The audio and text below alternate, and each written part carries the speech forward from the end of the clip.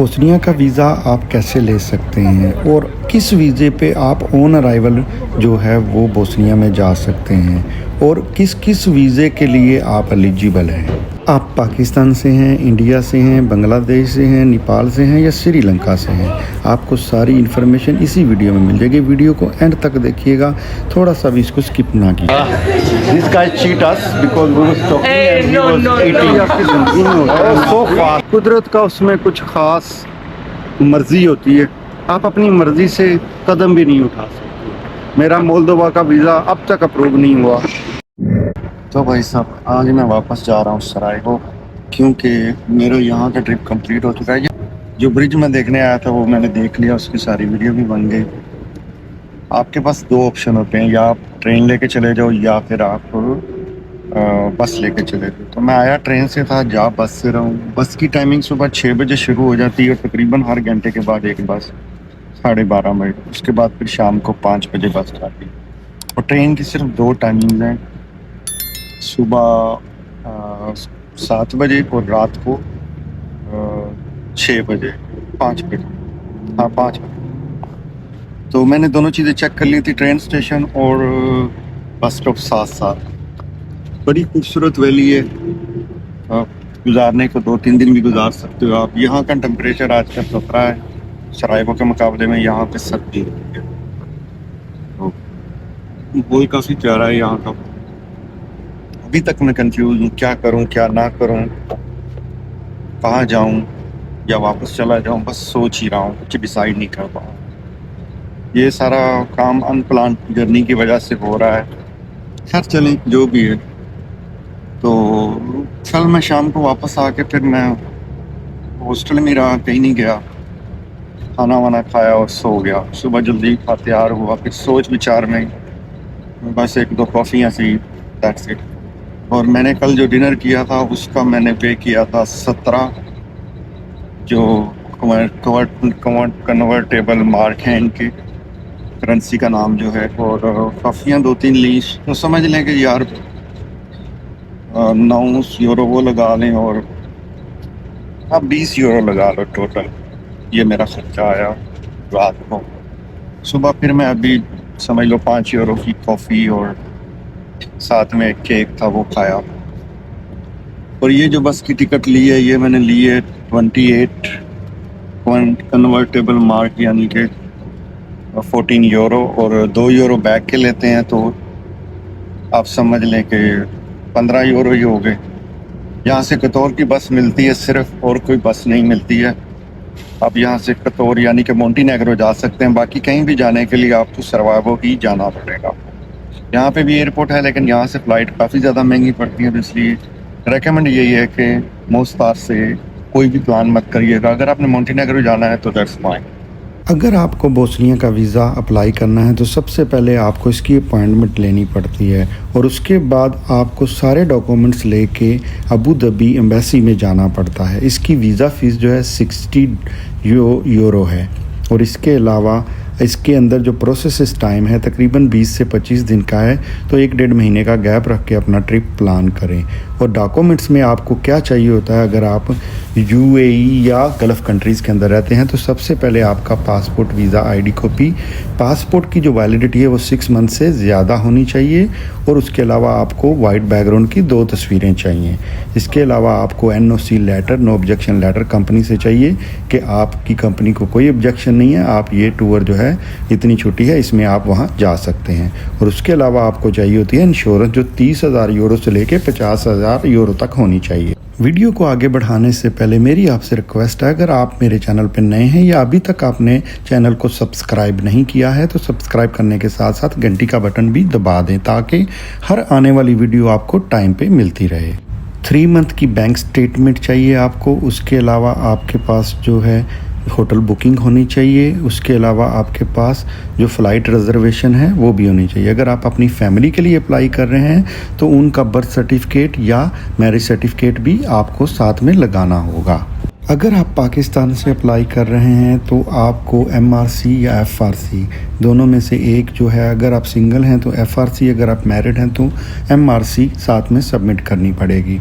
और उसके अलावा आपने जो सेम डॉक्यूमेंट्स हैं वैसे ही डॉक्यूमेंट्स वहाँ से भी अपलोड करवाने हैं। और एक चीज़ का और ख़ास ख्याल रखें, अगर आप बिजनेसमैन हैं तो आपको आपका NTN नंबर, 2 साल की रिटर्न्स और बैंक स्टेटमेंट और अकाउंट मेंटेनेंस लेटर जो है वो भी आपको साथ में सबमिट करना पड़ेगा।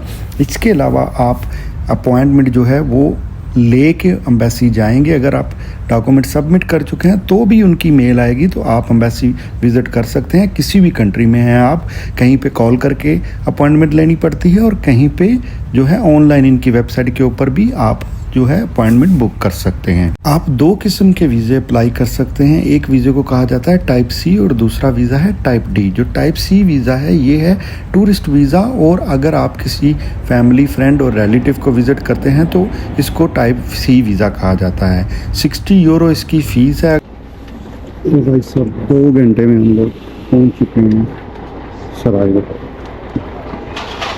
बैग लेते हैं।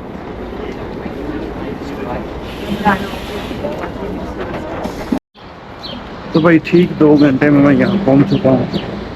अब किसी नए हॉस्टल में जाऊँगा। पहले तो यहाँ से चेक करते हैं बसेस वगैरह के बारे में, कौन कौन सी बस कहाँ कहाँ जाती है, फिर अगला हिसाब करें।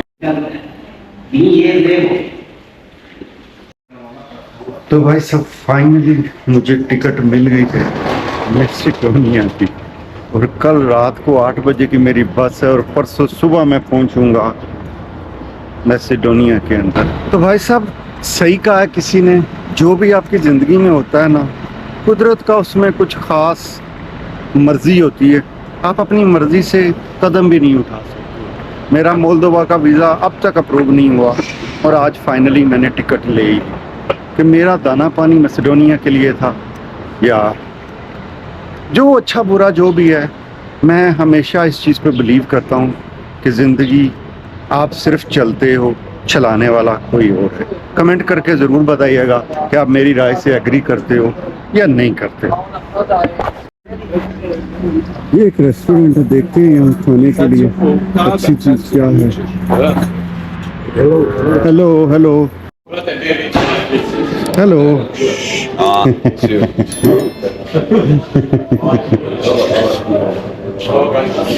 All meet. भाई साहब रेस्टोरेंट बड़ा कमाल का लग रहा है, कुछ खाने के लिए यहाँ से लेते हैं। तो ये है भाई साहब, मैंने लिया है लीवर, और ये है ब्रेड, और ये है मिर्ची। तो टेस्ट करते हैं नया फूड। तो भाई साहब इट्स वेरी टेस्टी। मैंने इस तरह सारा कुछ इसके अंदर डाला, लेकिन टेस्ट ही जबरदस्त, आज मज़ा आ गया। तो भाई साहब 4.5 यूरो में समझ लो मेरा खाना हो गया। छोटा पोर्शन लिया था, बड़ा 15 का, तो मुझे इतने ज़्यादा की ज़रूरत नहीं। मैं ये जो रेस्टोरेंट है ये इसके ऊपर ही है, क्या कहते हैं, रेलवे स्टेशन के ऊपर। बहुत अच्छा रेस्टोरेंट, अगर आप आओ तो यहाँ खाना ज़रूर खाइए।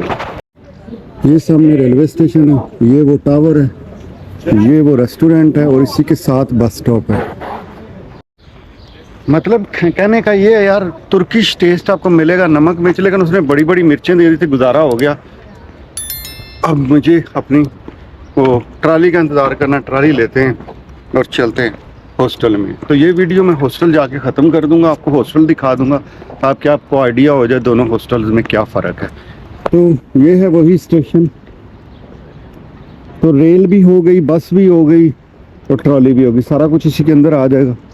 चलते हैं, इंतज़ार करते हैं अपनी बारी का।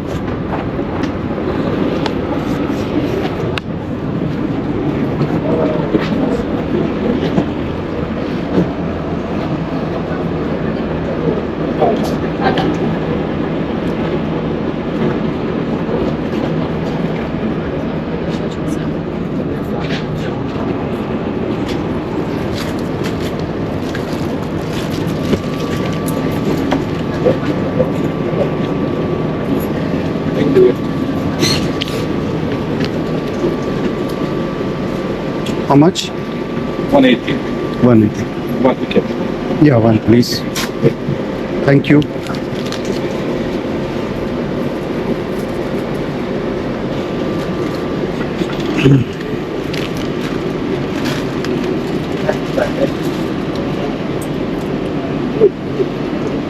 moment. या श्योर, थैंक यू।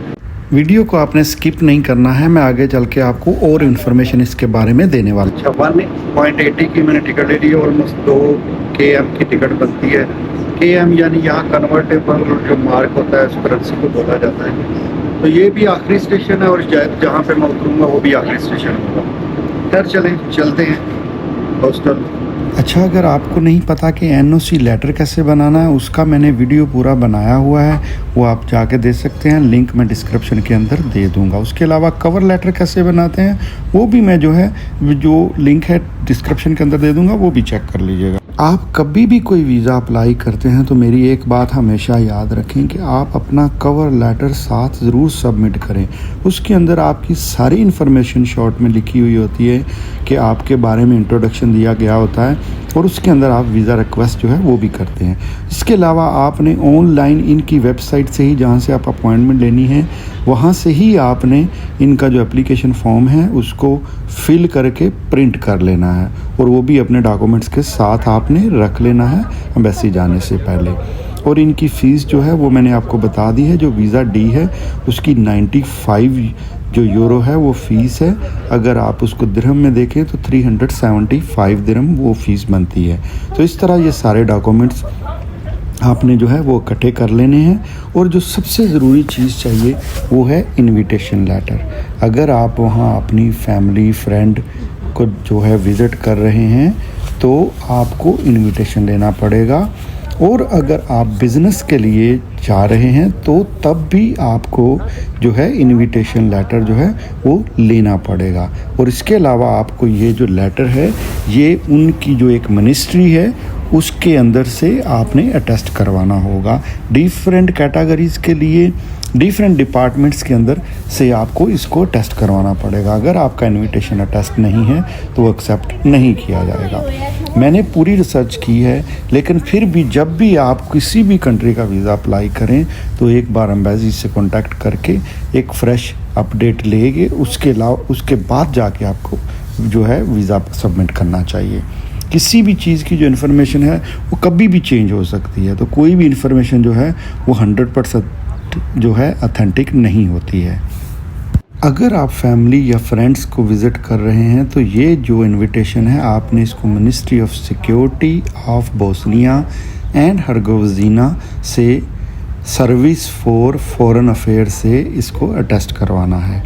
और इसके लिए आपको जो इनविटेशन मिलेगा वो आप रेजिडेंट जो है वहाँ का, अगर आपका कोई जानने वाला है, फ्रेंड है जिसको 1 साल से ऊपर वहाँ हो गए हैं, वो भी आपको इनविटेशन जो है वो इशू करवा सकता है। और एम्बेसी कभी भी आपसे एडिशनल डॉक्यूमेंट्स भी मांग सकती है और ये कैश एक्सेप्ट नहीं करते हैं। वीज़ा कार्ड या मास्टर कार्ड आपको साथ लेके जाना पड़ेगा। और इस सबमिशन के लिए आपको प्रिपेयर होके जाना पड़ेगा, क्योंकि जब आप अपने डॉक्यूमेंट सबमिट करेंगे तो उस वक्त आपसे इंटरव्यू भी किया जाएगा कि आप वहाँ क्यों जाना चाह रहे हैं। अगर आप एजुकेशन के लिए ट्रैवल कर रहे हैं तो education admission certificate from Bosnia and Herzegovina education institution ये भी आपने साथ लगाना है। इसके लिए एक ख़ास इन्फॉर्मेशन ये भी है कि अगर आपको वीज़ा इशू हो चुका है तो आपको एयरपोर्ट के ऊपर वो सारे डॉक्यूमेंट्स दोबारा चेक करने के लिए पूछा जा सकता है। तो इसलिए वो सारे डॉक्यूमेंट्स आप अपने साथ कैरी कीजिएगा, क्योंकि ये गारंटी नहीं है कि वीज़ा से आपको एंट्री मिल जाएगी। तो ये है जी मेरा हॉस्टल, ये देख सकते हैं। पहले जो था वो था सिटिंग एरिया, कॉमन एरिया जो होता है। ये मेरा बेड है और इस तरह का ये रूम है। 8 बेड का ये रूम है, मतलब 2-2 बेड लगे हुए हैं ऊपर नीचे। और ये मेरा बैग है जो मैंने कबर्ड के अंदर रखा हुआ है। और इसके अलावा ये नीचे जो है सीढ़ियाँ ऊपर आने जाने के लिए ऊपर भी रूम है। और ये सामने किचन और वाशरूम है, ये नीचे सीढ़ियाँ हैं। एक ही फ्लोर ऊपर चढ़ के आना पड़ता है। तो ये जी किचन आपको दिखा दूँ मैं, यहाँ पे आपने वॉश वगैरह करना होता है। उसके अलावा ये बाथरूम वगैरह है। टी कॉफ़ी जो है यहाँ पे फ्री है, जो कॉफ़ी वगैरह है वो पड़ी हुई है कॉमन एरिया के अंदर। तो ये वाशरूम कुछ इस तरह से हैं, ये आप देख लीजिए। मुझे ये जो हॉस्टल है पहले वाले हॉस्टल से काफ़ी कंफर्टेबल लगा है। और दूसरी बड़ी बात है कि ये डाउनटाउन के बिल्कुल अंदर है। अब बाहर निकलो, हर चीज़ आपको बाहर मिल जाती है। तो मेरे ख्याल में ये लोकेशन उस लोकेशन से काफ़ी ज़्यादा बेहतर है और प्राइस में भी कोई ख़ास फ़र्क नहीं है, 1-2 यूरो का फ़र्क है। तो मैं रेकमेंड करूँगा कि आप डाउनटाउन के अंदर की लोकेशन का कोई भी हॉस्टल बुक करिएगा। ये इसकी रिसेप्शन है और ये रिसेप्शन के ऊपर इस हॉस्टल का नाम भी लिखा हुआ है, इसको देख के आप सर्च कर सकते हैं। तो ये था जी मेरा जो है सरायवो का सफ़र, और कल की वीडियो में मैं आपको दिखाऊंगा कि मैसेडोनिया मुझ में एंट्री मिलती है कि नहीं मिलती है। No this one Bosnian ports. तो भाई साहब ये चोरे वाला गोश्त है, इसको कहते हैं बोस्नियन पोर्ट्स। तो ये है गुलाश, तो ये है bread. What's your name? Owen. Owen from UK. Yes. Hello. Callum. Oh man, What's your name, man? Caleb. Huh? Caleb. Where are you from? Hong Kong. Hong Kong. Huh? Where should I watch it? Anyway, like, I saw the screen You're though. drinking too much, man. Yeah, boss. Over the beat. तो भाई साहब ये मेरे नए friend हैं। Where you from, bro? England. England. England or UK? UK, but I grew up in Southeast Asia, so Okay. Asian at heart. तो भाई साहब मैं खाना खाना नहीं आया हूँ, असल में मुझे भूख नहीं थी। ये भाई साहब की वजह से मैं आया हूँ खाना खाने के लिए। मैंने कहा चलो न्यू 2 डिश हैं वो भी ट्राई कर लेते हैं। This is so good. Which language are you speaking? I speak like Hindi, Urdu. It's a most biggest population of the world. Oh yeah. Even some Chinese or other nationalities, they are making vlogs or stories in our language. Guys, message, comment about that. Urdu. I think there's a significant Urdu minority in Hong Kong as well. What's the name of this restaurant? Bahana. Bahana.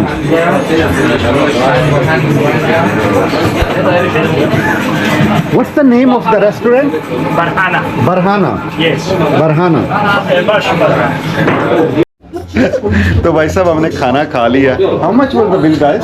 It's like what, 16 euros. 16 euro. तो भाई साहब खाना how was the food? Oh, mwah, I would come here again. This guy cheat us because we was talking Hey, and he no, was no, eating. no. Oh, so fast. I was hungry.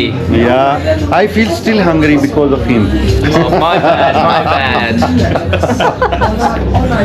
Okay, guys. See you later.